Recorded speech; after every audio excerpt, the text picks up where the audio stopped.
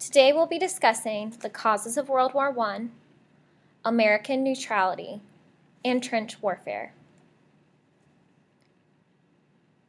Setting the stage for war.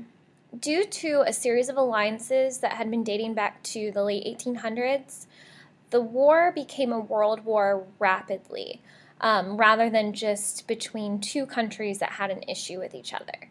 So these alliances that are being created, that we'll discuss in a minute, are what are going to pull the tension between one country and another. So when we have the main cause, which is the Archduke Franz Ferdinand's assassination, all of these different alliances are going to roll into that. So the original alliances that were formed in the 1880s were known as the Triple Alliance and the Triple Entente.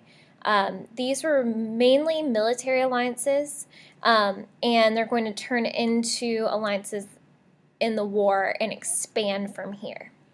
So in the Triple Alliance, we have Germany, Austria-Hungary, and Italy. And in the Triple Entente, we have Britain, Russia, which is a large Serbian population, that's important to note, and also France. So as a result of these alliances, when Austria-Hungary declares war on Serbia due to the assassination of Archduke Franz Ferdinand, the alliances are going to follow their agreements and enter into war as well. So part of an alliance or that team is that you have an agreement that if one declares war on the other, that you will go into war. So for example, if Germany declares war on Britain, then Austria would also declare war on Britain. If Austria declares war on Britain, then Russia will declare war on Austria-Hungary, and so forth. The easiest way to remember the causes of World War I is to remember the acronym MAIN. So the growing tensions in Europe that created these alliances in the first place are going to be caused by these main concepts: militarism, alliances, imperialism, and nationalism. Militarism is the glorification of the military. So each country is going to think that their military is the biggest and the best. So they're going to continue to build up their military, build up their technology, and try to show off for each other. Alliances, we just talked about the Triple Entente and the Triple Alliance, and what that means: if one declares war on the other, it will cause a world war to happen. Imperialism is extending power over other nations. So there was competition with especially Great Britain trying to imperialize other countries, and then countries feeling threatened by that, so they would try to imperialize too. A lot of this took place in Africa and also Latin America, where countries were trying to compete for land. Nationalism is extreme pride in one's country. So each of these countries thought that they were better than the other through expressing nationalism, and that would also cause them to break into teams and support one another. So remember MAIN for the causes of World War I and the causes of those growing tensions that would lead so much stress that when one event takes place, it's just going to explode. So we've talked about the powder keg analogy before with the Revolutionary War, and that you're going to have all these different little causes that are going to create this automatic growing tension, and eventually the spark will be lit and it will explode. World War I is another great example to fit with that analogy. So with these alliances joining and growing tensions due to MAIN, Europe needed just one devastating event to set it into flames, or to make that powder keg burst. The event was the assassination of Franz Ferdinand. On June 28, 1914, Austria-Hungary's Archduke Franz Ferdinand, so their leader, was assassinated by a Serbian ethnic terrorist organization, the Black Hand. So this little tiny terrorist organization is going to assassinate a major world leader, and that's going to cause Austria-Hungary to declare war on the Serbian nation in Russia. So that's going to cause all of those other countries and the alliances to join for war. So we have the creation of new alliances. One is the Central Powers, which is very close to the Triple Alliance. And then we have the allies.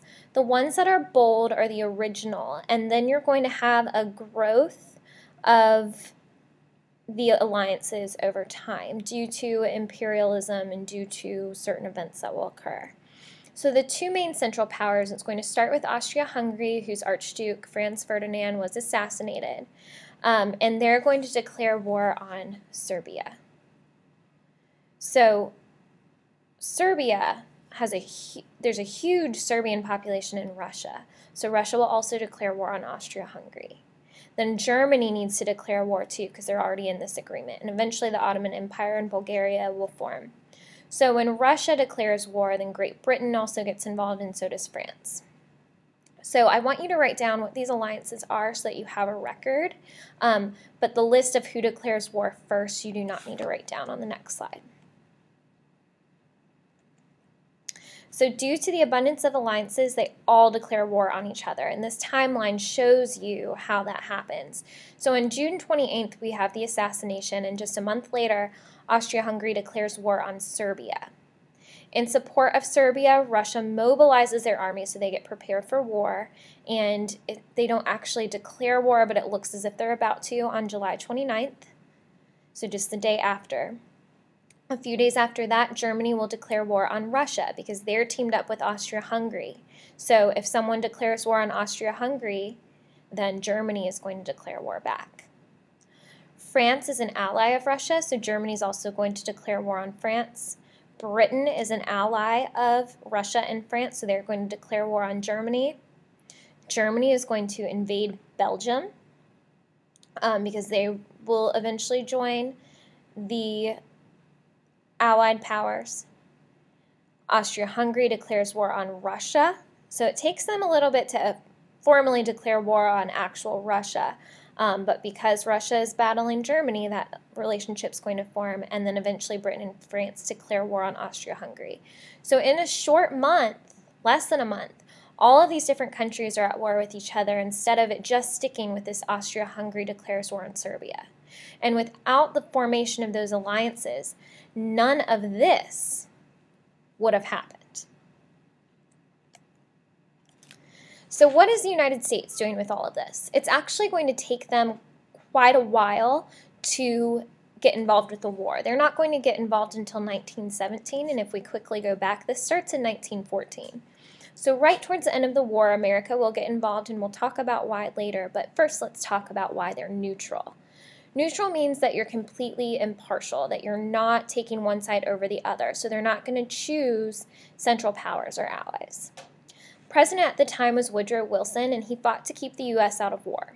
He saw how deadly the war was, and he didn't want the country to get involved. We've had a history of trying to remain uninvolved with foreign affairs unless it directly affects us, due to precedents originally beginning with George Washington. But neutrality was difficult. We have this mix of people due to this recent influx of immigration that we just talked about, and many of those are German. And they're going to have sentiment or bias towards the Central Powers in that German side, so they're going to sympathize with them. But then we have huge ethnic ties and relationships with the British dating back to the beginning of our country. And the British are going to take advantage of that relationship and begin producing propaganda or advertisements that will try to get the United States to hate the Germans and see them as people that are evil. So that neutrality is very hard when you have all these different countries that we've built relationships with, either through our heritage or through the past, trying to pull at our sides. The U.S. still maintained an economic relationship mainly with the Allies because they already had that relationship, and they also supplied a large amount of loans. So a lot of people question whether the United States was truly strict and impartial because of that economic relationship, because ultimately it's going to anger Germany, and they're going to try to intercept American goods, so take them over on the ships going to Europe. Because an economic aid to the Allies, as we know, is going to help them with the war, because you need a lot of money to fund the war. So this is going to become a major problem that will eventually suck the U.S. into the war. One element of World War I are the trenches, and we talked a little bit about this with the Civil War, but this is going to be a huge part of battle strategy during World War I. Much of it was fought in trenches. As with most wars, they thought this one would be quick, it would be over with, but they were wrong. So what ended up happening is there was a stalemate or a deadlock between the opposing forces and what we call the Western Front, which is in Germany.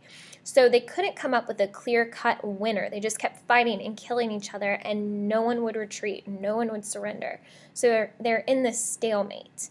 And the trenches kind of caused that stalemate to happen or fed it even further. So soldiers in trenches fought from holes that were dug inside the ground, and they would fire at each other from those trenches and be able to hide to secure themselves.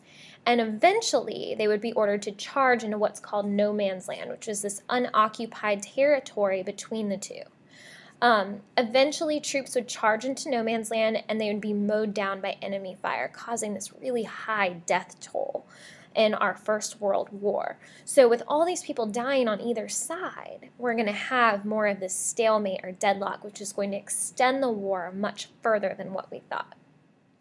We're going to take a look at some of these pictures in class, but just to give you an idea of trenches during World War I, here's one that you can see all the men are lined up. They have some blocking from fire here, but they could also rest their guns up.